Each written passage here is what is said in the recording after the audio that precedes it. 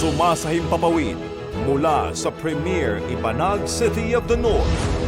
Para sa Diyos at sa Pilipinas nating mahal, ito ang DZYT 765 SMNI Radio Tuguegarao.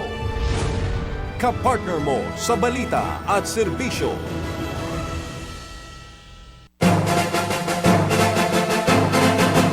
Hanap mo ba kalidad na brand new at surplus na auto spare parts? Doon ka na sa Mark Nelson Auto Supply. Ang Mark Nelson Auto Supply ay nagbebenta ng brand new at surplus na piyesa ng Isuzu, Toyota, Mitsubishi, Hyundai at Kia. Kalidad ay garantisado, mababa ang presyo. Kaya naman, mula noon hanggang ngayon, ay tinatangkilik ng mga customers mula dito sa Cagayan, Isabela, Kalinga at Apayao ang Mark Nelson Auto Supply. Sa Mark Nelson Auto Supply, customer satisfaction is their warranty. Nagbebenta rin ang Mark Nelson Auto Supply ng goma ng sasakyan, battery, lubricants at lahat ng car accessories. Ang Mark Nelson Auto Supply ay matatagpuan sa Diversion Road, Palwa, Tuguegarao City. Tumawag lamang kay Mr. and Mrs. Jonel Fernandez sa numero 846-4631. Kayo'y nakikinig sa DZYT 765 SMNI Radio Tuguegarao. Kapartner mo sa balita at serbisyo. Tomorrow's advanced purification system that works today. Feel Waters, purified drinking water. Enjoy the quenching taste of water that has gone through the state-of-the-art purification system using multimedia pre-filtration, reverse osmosis system, polishing post-filtration, and UV sterilization, providing you the purest, cleanest, and safest water ever. Stay fit and healthy by drinking purified drinking water only. So why settle for less if you can have the best? Phil Waters also cater purified ice cubes.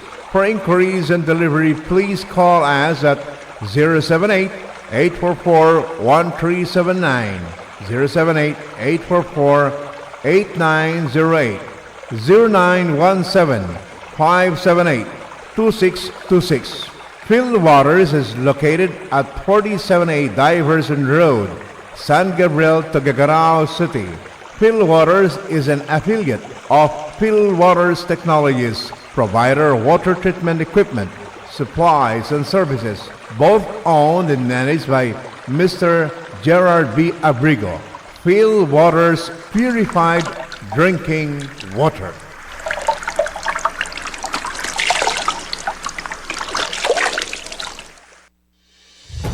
Mga balita, impormasyon, serbisyo at inspirasyon dito lang sa DZYT 765 SMNI Radio Tuguegarao. Sumasahimpapawid mula sa Premier Ibanag City of the North. Para sa Diyos at sa Pilipinas nating mahal, ito ang DZYT 765 SMNI Radio Tuguegarao. Kapartner mo sa balita at serbisyo. Sunshine News Blast. Sunshine News Blast. Nag-aalab ng mga balita. Ngayong umaga, Sunshine News Blast. Nagliliyab, sumasambulat, dumadagundong sa buong Pilipinas. Sunshine News Blast. Mula sa sentrong pambalitaan ng Sunshine Media Network International, narito ang inyong mga News Blaster. Sunshine News Blast.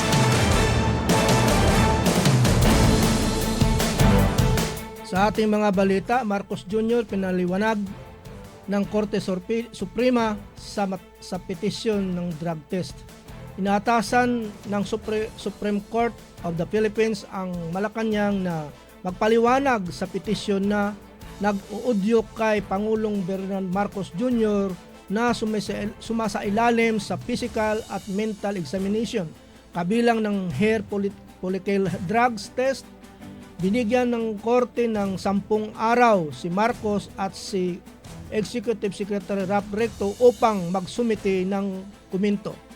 Ang petisyon ay inihain ng ilang individual kabilang si dating House Speaker Pantaleon Alvarez na nanawagan din na ipa-release ang resulta ng medical at mental fitness exam ni Marcos. Iginiit ng mga petitioner na ito ay usaping may transcendental importance at kaugnay ng kaligtasan ng pamahala ng bansa. Ipinumunto nila na may karapatan ang publiko na sa impormasyon hinggil sa kalagayan pangkalusugan ng Pangulo, lalo na sa gitna ng isyu ng krisis sa bansa. Binanggit din nila ang ilang public appearance ng Pangulo at mga aligasyon hinggil sa kanyang kalusugan bilang batayan sa kanilang hiling. Sinabi naman ng korte na patuloy nitong pag-aaralan ang petisyon habang hinihintay ang opisyal na sagot ng Malacanang. Sunshine News Blast. Sa iba pa nating mga balita, BP Sara Duterte pinayagang magbiyahe abroad sa gitna ng pagdinig ng impeachment. Pinayagan ng Office of the President ang pagbiyahe ni Vice President Sara Duterte sa kabila ng mga nakabingbing impeachment proceeding laban dito. Ayon sa dokumentong nilagdaan ng Acting Executive Secretary Ralph Recto, pinayagan ang pangalawang Pangulo na bumiyahe sa Netherlands, sa Republic of Korea, Belgium, Germany, United Kingdom mula Abril 23 hanggang Mayo 15. Nakasaad na isinagawa ang biyahe habang nasa leave of absence at walang gagastusin ang pamahalaan. Kinumpirma ni Recto na humihiling ng travel authority si BP Sara para sa masabing biyahe. Samantalang hindi dumalo si BP Sara sa pagdinig ng House Committee on Justice kaugnay ng mga impeachment complaint laban sa kanya. Sunshine News Blast. Sa iba pa nating mga balita, Senator Amy Marcos kinustyon ang ICC jurisdiction sa kaso ni dating Presidente Rodrigo Duterte.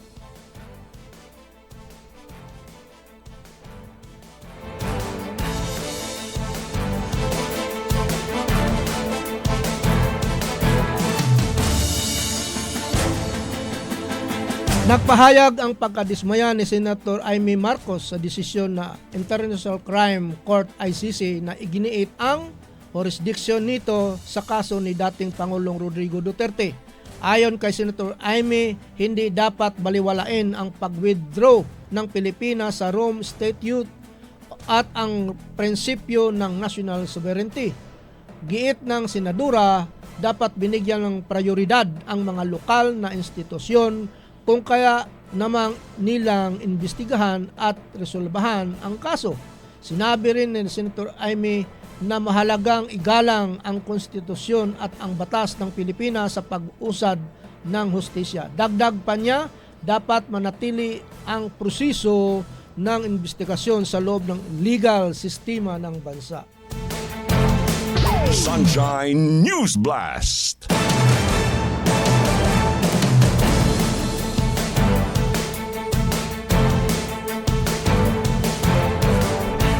Sa iba pa nating mga balita, El Nino Alert itinaas na sa Pag-asa. Itinaas ng Pag-asa ang El Nino Alert sa bansa nitong Miyerkules. Ayon sa Weather Bureau, may 79% na tinansa na mabuo ang El Nino mula Hunyo hanggang Agosto.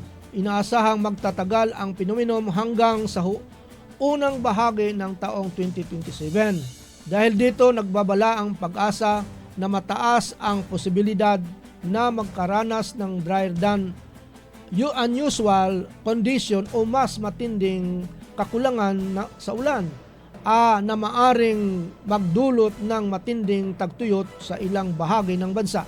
Gayunman, inaasahan na rin ang above normal rainfall o mas madalas na pag-ulan sa kanlurang bahagi ng bansa sa panahon ng mahabagat o southwest monsoon. Patuloy na binabantayan ng ahensya ang El Nino phenomenon at hinihikayat ang publiko na maghanda sa mga posibleng epekto nito. Sunshine News Blast.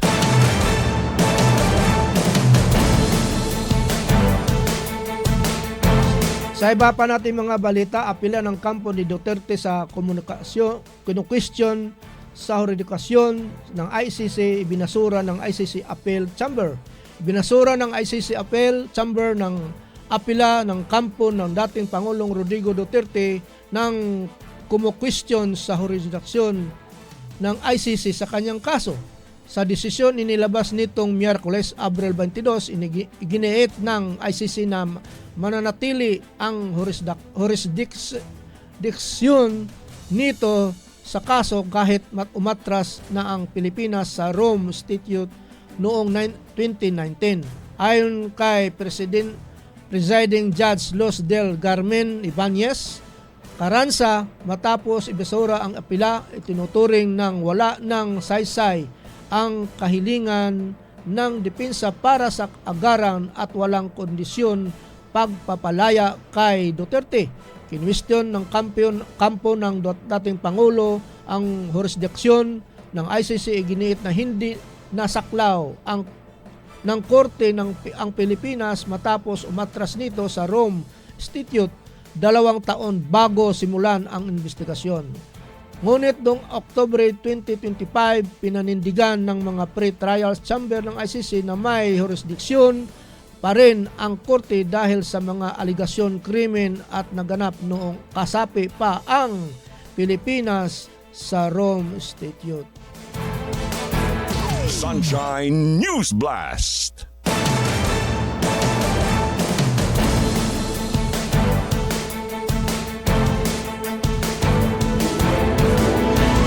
Sumasahing papawid mula sa Premier Ibanag City of the North. Para sa Diyos at sa Pilipinas nating mahal, ito ang DZYT 765 SMNI Radio Tuguegarao.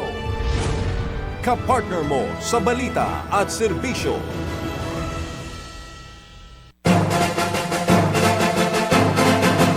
Hanap mo ba di kalidad na brand new at surplus na auto spare parts? Doon ka na sa Mark Nelson Auto Supply. Ang Mark Nelson Auto Supply ay nagbebenta ng brand new at surplus na piyesa ng Isuzu, Toyota, Mitsubishi, Hyundai at Kia. Kalidad ay garantisado, mababa ang presyo. Kaya naman, mula noon hanggang ngayon, ay tinatangkilik ng mga customers mula dito sa Cagayan, Isabela, Kalinga at Apayao ang Mark Nelson Auto Supply. Sa Mark Nelson Auto Supply, customer satisfaction is their warranty. Nagbebenta rin ang Mark Nelson Auto Supply ng goma ng sasakyan, battery, lubricants at lahat ng car accessories. Ang Mark Nelson Auto Supply ay matatagpuan sa Diversion Road, Palwa, Tuguegarao City. Tumawag lamang kay Mr. and Mrs. Jonel Fernandez sa numero 846-4631. Kayo'y nakikinig sa DZYT 765 SMNI Radio Tuguegarao. Kapartner mo sa balita at serbisyo. Tomorrow's advanced purification system that works today. Feel Waters, purified drinking water. Enjoy the quenching taste of water that has gone through the state-of-the-art purification system using multimedia pre-filtration, reverse osmosis system, polishing post-filtration, and UV sterilization, providing you the purest, cleanest, and safest water ever. Stay fit and healthy by drinking purified drinking water only. So why settle for less if you can have the best? Phil Waters also cater purified ice cubes. For inquiries and delivery, please call us at 078-844-1379, 078-844-8908, 0917-578-2626. Phil Waters is located at 47A Diverson Road, San Gabriel, Tuguegarao City.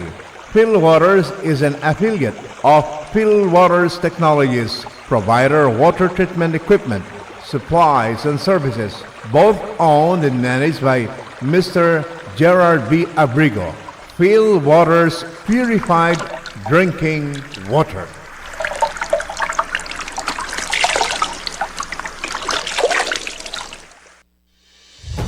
Mga balita, impormasyon, serbisyo at inspirasyon dito lang sa DZYT 765 SMNR Radio, Tuguegarao. Sumasahim papawid mula sa Premier Ibanag City of the North. Para sa Diyos at sa Pilipinas nating mahal, ito ang DZYT 765 SMNR Radio, Tuguegarao. Kapartner mo sa balita at serbisyo. Muling nagbabalik ang Sunshine News Blast. Sunshine News Blast. Sa mga balita nating lokal, bagong proyektong irigasyon pinasayaan sa Isabela para sa mga magsasaka. Isinagawa ngayong linggo ang formal na pagbubukas ng isang bagong proyekto sa irigasyon sa lalawigan ng Isabela na inaasahang makakatulong sa libo-libong magsasaka sa rehiyon. Pinangunahan ng mga lokal ng opisyal ang seremonya kung saan binigyan diin ang kahalagahan ng modernong sistema ng patubig upang mapataas ang ani ng palay at mais. Ayon sa pamahalaang panglalawigan, layunin ng proyekto na maisiguro ang tuloy-tuloy na supply ng tubig lalo na ngayong palapit ang tag-init. Malaki rin ang umano ng maitutulong nito upang mabawasan ang epekto ng tagtuyot sa produksyon ng agrikultura. Sunshine News Blast. Sa iba pa nating mga balita, pinalakas na seguridad ipinatupad sa pamilihan ng Isabela. Higpit seguridad ang pinatutupad ngayon sa mga pangunahing pamilihan sa Isabela kasunod ng pagdami ng mga mamimili at negosyante ayon sa mga lokal na otoridad. Layunin nito masiguro ang kaligtasan ng publiko na maiwasan ang insidente ng nakawan at iba pang krimen. Nag-deploy ng karagdagang pulis at barangay tanod sa mga taong lugar, lalo na tuwing umaga at hapon kung kailan dagsa ang mga tao. Naglagay rin ng mga karagdagang CCTV camera upang masubaybayan ang galaw ng paligid ng palengke. Pinayuhan naman ang mga namimili maging mapagmatyag sa kanilang mga gamit at iwasan ang magdadala ng malaking halaga ng pira. Samantalang pinuri ng ilang tindero at mamimili ang hakbang na ito dahil nakaragdagan umano ito sa kanilang kumpiyansa habang mamimili. Sunshine News Blast. Sa iba pa nating mga balita, pagtaas ng presyo ng gulay naramdaman sa mga pamilihan sa Isabela. Nakapagtalaga ng mataas na presyo ng ilang gulay sa pamilihan ng Isabela ayon sa monitoring ng lokal na pamahalaan, kabilang ng mga tumataas ang presyo ng kamatis, sibuyas at talong na karaniwang pangunahing sangkap sa pang-araw-araw na pagkain ng mga residente. Ayon sa mga tindero, isa sa mga dahilan ng pagtaas ng presyo ay pagbago-bago ng kondisyon ng panahon na makaapekto sa produksyon ng mga pananim. Dagdag pa nito ang pagtaas ng transportasyon na nagpapamahal sa pagdadala ng produkto mula sa bukid patungong palengke. Inihayag naman ng Department of Agriculture na patuloy nilang minomonitor ang sitwasyon at nagsasagawa ng mga hakbang upang mapanatiling sapat ang supply ng gulay sa merkado. Sunshine News Blast. Sa iba pa natin mga balita dito sa lungsod ng Tuguegarao, patuloy na nararanasan ang matinding init sa panahon dito sa Tuguegarao City kung saan umaabot na naman ng mataas na heat index ang temperatura ngayong linggo. Ayon sa mga otoridad, isa ito sa pinakamainit na lungsod sa bansa sa kasalukuyan, kaya't nagbabala sila sa publiko tungkol sa posibleng epekto nito sa kalusugan.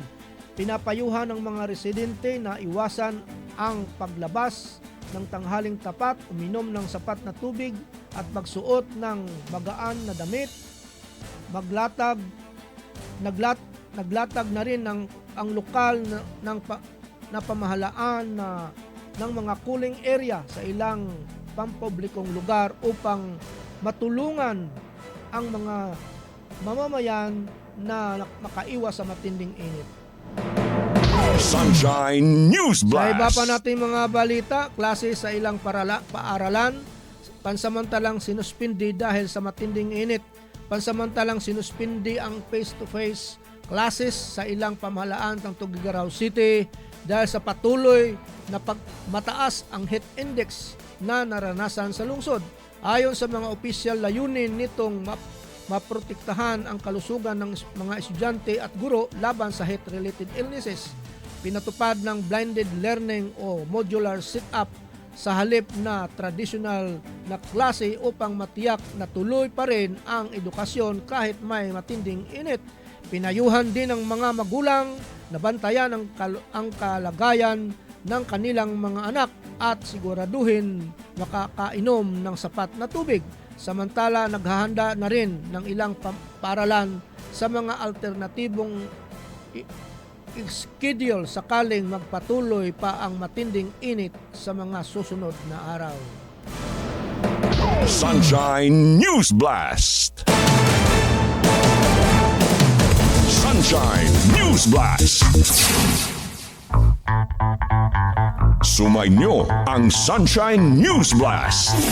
Hatid ng Sunshine Media Network International at ng Sunshine Radio. Kapartner mo sa balita at serbisyo. Sumasahimpapawid mula sa Premier Ibanag City of the North. Para sa Diyos at sa Pilipinas nating mahal, ito ang DZYT 765 SMNI Radio Tuguegarao. Kapartner mo sa balita at serbisyo.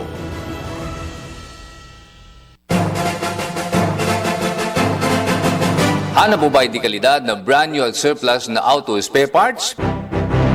Doon ka na sa Mark Nelson Auto Supply. Ang Mark Nelson Auto Supply ay nagbebenta ng brand new at surplus na piyesa ng Isuzu, Toyota, Mitsubishi, Hyundai at Kia. Kalidad ay garantisado, mababa ang presyo. Kaya naman, mula noon hanggang ngayon, ay tinatangkilik ng mga customers mula dito sa Cagayan, Isabela, Kalinga at Apayao ang Mark Nelson Auto Supply. Sa Mark Nelson Auto Supply, customer satisfaction is their warranty. Nagbebenta rin ang Mark Nelson Auto Supply ng goma ng sasakyan, battery, lubricants at lahat ng car accessories. Ang Mark Nelson Auto Supply ay matatagpuan sa Diversion Road, Palwa, Tuguegarao City. Tumawag lamang kay Mr. and Mrs. Jonel Fernandez sa numero 846-4631.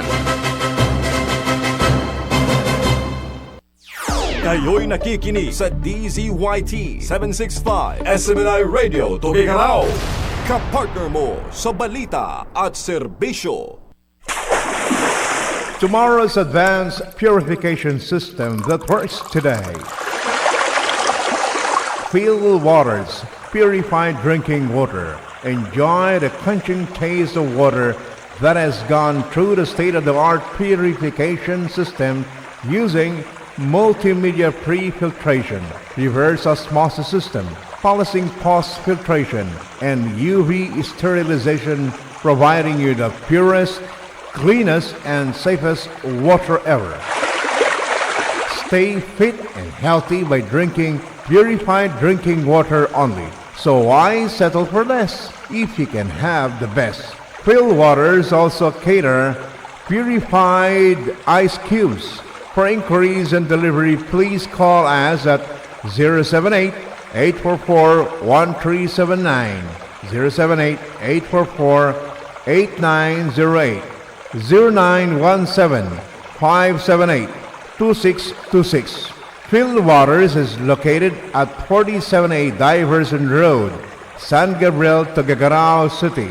Phil Waters is an affiliate of Phil Waters Technologies, provider of water treatment equipment, supplies, and services, both owned and managed by Mr. Gerard B. Abrigo. Phil Waters Purified Drinking Water.